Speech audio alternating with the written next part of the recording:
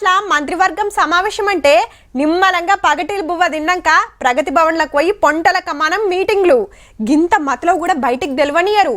ఆఖర్లా ఓ కాగితం మీద 4 ముక్కలు రాసి పంపితే అదే వార్త. కాంగ్రెస్ సర్కార్ క్యాబినెట్ మీటింగ్ రేపు ఎట్లుంటదో మరి. రేపు సచివాలయంలో సీఎం సారు మంత్రులు ఆఫీసర్లకు కొన్ని ముఖ్యమైన నిర్ణయాలు చేయబోతారు.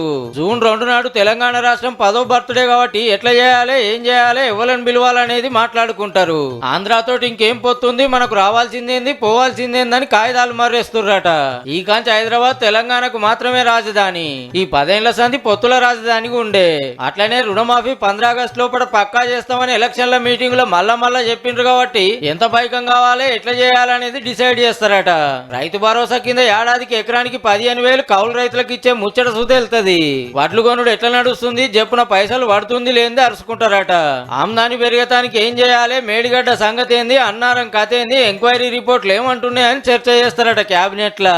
ఈ స్కూళ్లు తెరవంగానే పుస్తకాలు, యూనిఫామ్లు పంచుడు మీద కూడా చర్చ ఉంటదని ప్రచారం నడుస్తుంది.